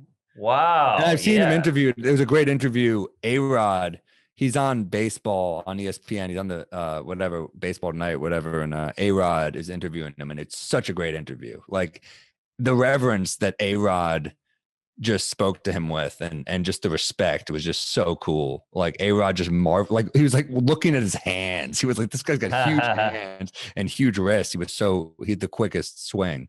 Yeah. So shouts out to the great Henry Aaron, Hank Aaron, Hammer and Hank. Yes, good shout out. Incredible guy. Was he? 86, I think, or 85. Oh, wow. 86, I believe. Yeah. He was such a fucking badass. So, and if you see him speak, you just love the guy instantly. Just a classy man. No, I saw you post a few things. I watched them all. Just a humble, good dude, and like got death threats and all that shit, and just rolled with it. Never seemed. He was like stoic. Yeah, he was a cool dude, and just one of the greatest baseball players ever. Still leads the MLB, I believe, in total bases and RBIs, and he's got like 3,700 hits, which is third, which is insane when you think about 3,700 something hits. He's behind like Pete Rose and someone else. I forgot who, but wow, insane. And that's no roids. No roids, man. Beast. It's so funny that he played for the Braves too. They were like talking about the racism he dealt with and the minor leagues, and they go to the Braves. It's so funny. He's like, well, it's a different racism, I guess. I don't know. But that could be a bit. That's funny. Man, wow, that's gonna be hard to follow that whole little remembrance there. That because I got the worst news story of all time. Hit me. And it's a horrible joke, and I'm ashamed of it because yours was killer. Gwyneth Paltrow's vagina candle explodes in UK woman's home, and all my joke was, boy, that's some big wick energy. Oh, that's good. I like that. Well, it's like wordplay, but it's fun. Yeah, it's a tweet. But I did a bit on Spade's show, Lights Out, when that was on. I had a bit about like when Chris Martin was like still trying to talk to her or something. And I was like, man, how good is this woman's vagina that he still wants to talk to her after she treated him? And then I got the candle and I was like, it's pretty good. It is pretty good. You know? That's great. It got a groan when I said it at first, and then it hit, and Spade went, he goes, you got to let him finish, folks. and I got like an extra laugh. I was like, oh, it's nice when Spade comes in and tags your joke. What does it smell like? Did you really get one? No, it was a joke. Oh, okay. It smells like a vagina, apparently. I know, but I mean, what the hell is that? Flesh? Is that fish? Is that what are we talking here? I'll tell you, I'm not about to drop the money she wants to find out. They sold out in like record time, apparently. I mean, yeah, it's fucking weird. Weird shit sells, I guess. Yeah, I guess so. Yeah, like those Bernie sweaters sold out in 10 seconds and he gave it all to charity. Pretty badass. He's a character, man. Like he really is like, it's like almost like Attell meets Larry David, that like level of curmudgeonry. Right. Yeah. It's so funny what goes viral. Like you can never predict it. He's tried to be president. He's tried to do this and make moves and nobody really gave a shit. Then he's got two mittens on and a folding chair and everybody's like, we love it. So true. Well, we should also say, remember to subscribe to patreon.com/onemore-drink-pod. We're still under that right now. We'll let you know if that changes. Yeah. We were about to drop 2 episodes this week. One's going to be completely free. The other one's going to be Patreon. That's a bonus, both bonus eps. And make sure to email us, at least temporarily, onemore-drink-with-markandsam@gmail.com. Yes. And rate us on Apple, Spotify, wherever you get this shit. Oh, yeah. Tell a friend, share it, spread the love. We're all over the Apple, the Spotify. We're on YouTube. So, yeah, get on board. I'm loving this, man. Sorry about the name change. We're sorry. We might be drunk. That's the new name. I'm loving it. We're just going to call this We Might Be Drunk episode 7, though. We're just going to roll with it. Keep going. No more bullshit. We've changed names more than Frank Abagnale. All right. That's a hell of a deep pull there. Yeah. We've changed names more times than Elliot Page, I'll tell you. I thought about that, but it's only one change. You're all right. I'll tell you. Woo. I'll tell you. No respect at all, you know? Thanks for listening, guys. We appreciate you. God love you. Take care. Bye.